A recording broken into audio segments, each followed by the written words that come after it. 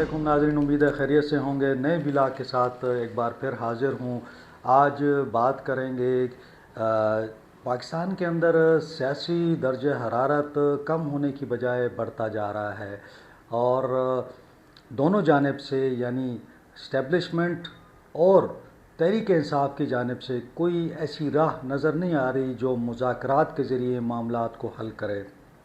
محسوس یہ ہوتا ہے کہ جو بات کی گئی تھی کہ 5 بڑے بیٹھ کے کوئی راستہ نکالیں، اس پر تو D G S P R نے ایک ریجیکٹڈ کی مہر لگا دی ہے کہ کوئی بات چیت نہیں ہو سکتی۔ پچھلے ولاگ میں نے بڑی ڈیٹیل میں آپ کو بتایا تھا کہ D G S P R نے خیبر پختونخوا حکومت پر جو چارج شیٹ لگائی اور سہیل افریدی صاحب پر جو انہوں نے ان کے حوالے سے بات کی، اس کے جوابات بھی آنا شروع ہو گئے ہیں۔ سہیل افریدی صاحب نے بھی اس کے بڑے ایک جسے کہتے ہیں نا بڑے گرما گرم جواب دیے ہیں۔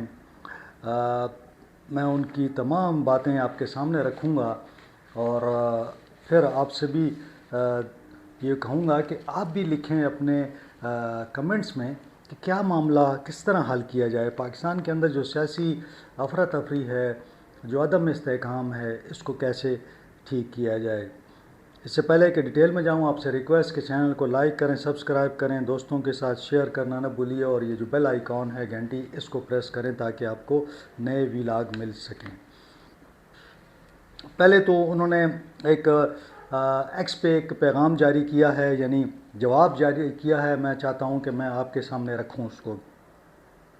سہیل افریدی صاحب وزیر اعلیٰ خیبر پختونخوا کہتے ہیں عمران خان صاحب پاکستان کے مقبول اور عوامی اعتماد رکھنے والے قبول ترین لیڈر ہیں، اور پاکستان تحریک انصاف اس وقت ملک کی سب سے بڑی سیاسی جماعت کی حیثیت رکھتی ہے۔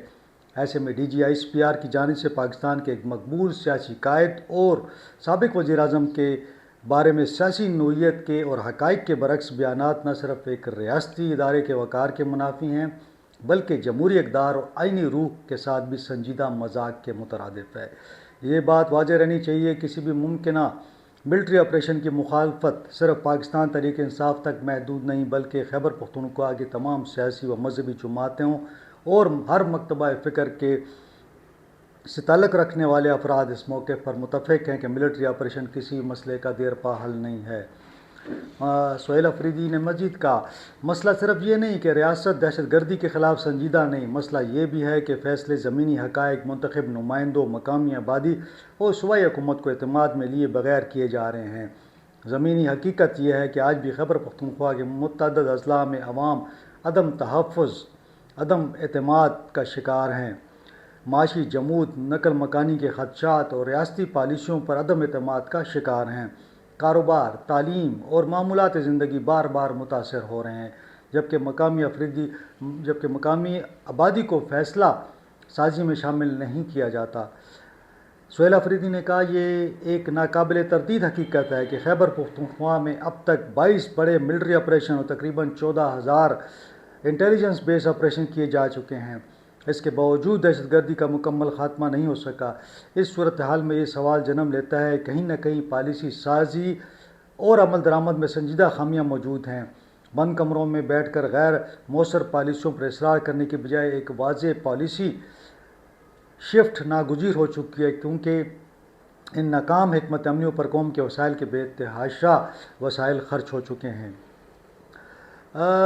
بڑا لمبا چوڑا ان کا یہ ایکس پہ بیان ہے۔ وہ کہتے ہیں، دہشت گردی اور بدامنی کے مسئلے کا دیرپا حل نکالنا تو پریس کانفرنسز اور یک طرفہ فیصلوں کی بجائے خیبر پختونخوا اسمبلی میں تمام سیاسی و مذہبی جماعتوں اور پر مشتمل قومی جرگے کے متفقہ اعلامیے پر عمل ہونے دیا جائے۔ یہ بھی لازمی ہے کہ مستقبل میں فیصلے بند کمروں اور فرد واحد کی خواہشات کی بجائے تمام سٹیک ہولڈرز اور عوام کے منتخب نمائندوں کی بنائی گئی پالیسیز کے تحت بنائے جائیں۔ ایک D G S P R نے کہا تھا کہ جو دہشت گرد ہیں وہ تحریک انصاف کو کیوں نشانہ نہیں بناتے۔ اس کا جواب سہیل افریدی کہتے ہیں، پاکستان تحریک انصاف نے بھی اس جنگ میں بھاری قیمت ادا کی ہے۔ پارٹی کے عہدیداروں، منتخب نمائندوں اور وزراء دہشت گردی کا نشانہ بنے، کسی کو گولیوں سے شہید کیا گیا اور کسی نے دھماکوں میں جام شہادت نوش کیا۔ ایسے میں ایک ریاستی ادارے کے ڈائریکٹر جنرل کی جانب سے غیر ذمہ دارانہ اور غیر مدلل الزامات نہ صرف پاکستان کی سب سے مقبول سیاسی جماعت کے خلاف نفرت کو ہوا دیتے ہیں بلکہ یہ تاثر بھی دیتے ہیں کہ گویا کسی سیاسی قوت کو دہشت گردوں کے رحم و کرم پر چھوڑنے کی خواہش پالیسی کا حصہ بن چکی ہے، جو ایک خطرناک اور افسوسناک عکاسی کی سوچ کی عکاسی کرتی ہے۔ آج انہوں نے خطاب کیا ہے، بے نظیر وومن یونیورسٹی کا کنوکیشن تھا۔ انہوں نے کہا، میں طلوع ہو رہا ہوں، تو غروب ہونے والا ہے، میرے ہاتھ میں قلم ہے، میرے ذہن میں اجالا، مجھے کیا دبا سکے گا کوئی ظلمتوں کا پالا، مجھے فکر امن عالم تجھے ذات کی فکر، مجھے فکر امن عالم تجھے ذات کی فکر، میں طلوع ہونے والا تو غروب ہونے والا۔ یہ شعر انہوں نے جناب یہاں پشاور میں کیے ہیں، کہے ہیں۔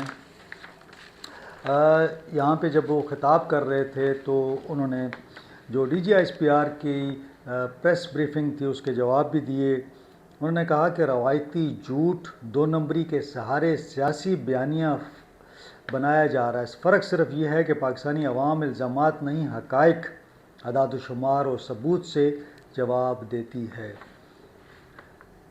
آپ کبھی خوف یا ڈر سے میری آنکھیں نم نہیں دیکھیں گے۔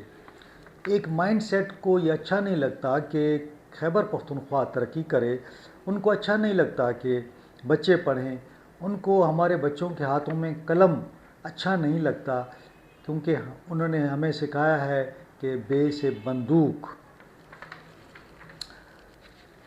اس بے نظیر وومن یونیورسٹی کی جو تقریب تھی اس میں انہوں نے کہا کہ دہشت گردی کو ختم نہیں کیا جا رہا بلکہ تحریک انصاف اور عمران خان صاحب کو ختم کیا جا رہا ہے۔ ہمیں تو ماضی میں کہا گیا کہ گھر بار چھوڑ دیں، ہم نے چھوڑ دی، ہمیں کہا گیا کہ 4 لاکھ روپے ملیں گے لیکن وہ بھی آج تک نہ مل سکے۔ اب میں دیکھ رہا تھا کہ اس میں لوگ یہ ساتھ ساتھ یہ بھی لکھ رہے تھے کہ سہیل آفریدی مخالفین کے لیے ڈرونا خواب بن چکے ہیں۔ انہوں نے بڑی دلچسپ بات بتائی ہے کہ آپریشنز کے ہاتھوں غربت میں اضافہ ہو رہا ہے، اور خصوصاً انہوں نے بات کی اپنے قبیلے یعنی افریدی قبیلے کے بارے میں کہ وہاں کوئی بھیک نہیں مانگتا تھا، لیکن آج معاملہ یہ ہے کہ افریدی قوم بھی بھیک مانگنے پر مجبور ہے۔ انہوں نے کہا کہ آپریشنز کے دوران افریدی قبائل کے جو مرد ہیں وہ اس میں مارے جاتے ہیں، اور پیچھے جو ہے صرف خواتین رہ جاتی ہیں جن کے پاس کوئی روزگار نہیں ہوتا، تو وہ پھر بھیک مانگنے پر مجبور ہوتی ہیں۔ بند کمروں کے فیصلوں نے ایک بار پھر ہماری زندگی اجیرن کر دی ہے، یہ سہیل آفریدی صاحب نے کہا ہے۔ پھر انہوں نے کہا کہ ڈی جی صاحب نے کہا کہ بچیوں کو غاروں میں لے جانے والوں کا جو انہوں نے بات کی ہے، انہوں نے کہا کہ یہ خواب کبھی پورا نہیں ہوگا، میں بچیوں کا بھائی ہوں، میں کبھی ایسا نہیں ہونے دوں گا۔ ایک اور جو انہوں نے بات کی کہ تحریک انصاف جو ہے وہ جو بات کرتی ہے اس کے خلاف ایک جھوٹا بیانیہ بنایا جاتا ہے۔ ایک جو چیز انہوں نے آتے ہی کہا کہ جناب وائس چانسلر صاحب، میں نے کئی دفعہ کہا ہے کہ اردو میں تقریر کی جائے کیونکہ اردو ہماری قومی زبان ہے، لیکن آج آپ نے پھر انگریزی میں تقریر کی ہے، تو دوسری مرتبہ بتا رہا ہوں، تیسری مرتبہ اگر ایسا ہوا تو پھر مجھے بہت غصہ آئے گا۔ تو یہ جناب صورتحال ہے کہ جو کشیدگی ہے وہ بڑھتی جا رہی ہے، تصادم جو ہے وہ زیادہ ہو رہا ہے، اور معاملہ یہ ہے کہ ایک تجویز آئی تھی کہ 5 بڑوں میں بات ہو، تو ابھی یہ تجویز ہی تھی کہ D G S P R صاحب نے اس پر ریجیکٹڈ کی مہر لگا دی ہے۔ معاملہ یہ ہے کہ فوج اور تحریک انصاف کے درمیان دوریاں بہت زیادہ ہو گئی ہیں، یہ گیپ اتنا زیادہ ہو گیا ہے کہ یہ مجھے لگتا ہے کہ اداروں میں بھی آ گیا ہے اور شخصیات میں بھی ہے۔ اب جو شخصیات میں اگر آ جائے تو پھر جب تک شخصیات موجود رہتی ہیں یہ بہت کم چانسز ہوتے ہیں کہ دوبارہ کوئی رابطے بن سکیں۔ میں یہ دیکھ رہا تھا کہ اب یہ مائنڈ سیٹ بن گیا ہے کہ ہم تحریک انصاف کو تنقید کا نشانہ بنائیں گے، تحریک انصاف کا مائنڈ سیٹ بن گیا ہے کہ وہ پاک فوج کو ٹارگٹ کرتی ہے، اور جو لب و لہجہ عمران خان صاحب کا ہے جو وہ استعمال کرتے ہیں فیلڈ مارشل عاصم منیر صاحب کے حوالے سے، وہی کم و بیش وہی لہجہ جو ہے وہ ہمارے جو سیکورٹی فورسز کے افسران ہیں وہ عمران خان صاحب کے حوالے سے استعمال کرتے ہیں۔ کہنے کا مقصد یہ ہے کہ دونوں ایک انتہا کی پوزیشنز پہ پہنچ چکے ہیں، جس سے مجھے نہیں لگتا کہ کوئی آنے والے دنوں میں، یعنی آنے والے چند سالوں میں، نہ تو عمران خان صاحب رہا ہونے والے ہیں اور نہ ہی کوئی تعلقات بہتر ہونے کی کوئی امید نظر آ رہی ہے۔ البتہ خیبر پختونخوا جو ہے وہ سفر کرتا رہے گا، کیونکہ یہ اسٹیبلشمنٹ اور تحریک انصاف کی جو جنگ ہے، یہ ایک قسم کی خیبر پختونخوا کی حکومت کی جنگ شروع ہو گئی ہے۔ ان حالات میں جو مجھے سمجھ آ رہی ہے کہ جو ہمارے سیاسی قائدین ہیں وہ بھی کوئی رول پلے نہیں کر پا رہے۔ اس کی وجہ یہ ہے کہ جو غصہ ہے، جو نفرت ہے، جو ایک دوسرے کے خلاف الزامات ہیں وہ شدید ہوتے جا رہے ہیں۔ ایسے حالات میں مجھے نہیں لگتا کہ کوئی بات بن سکے گی اور یہ معاملات کسی بہتر جانب جا سکیں گے۔ بہرحال آج آپ کو میں نے بتا دیا کہ جو رد عمل آیا ہے سہیل افریدی صاحب کا، وہ میں نے آپ کے سامنے رکھ دیا ہے۔ فیصلہ آپ کریں، اور جو بھی آپ کے کمنٹس ہوں وہ لکھیں کہ کس طرح پاکستان میں یہ جو سیاسی ٹمپریچر ہے اس کو ہم کم کر سکتے ہیں۔ آج کے لیے اتنا ہی، انشاءاللہ اگلے ولاگ میں آپ سے ملاقات ہوگی۔ اپنا خیال رکھیں، اپنے اہل خانہ کا خیال رکھیں، مجھے اجازت دیں۔ اللہ حافظ۔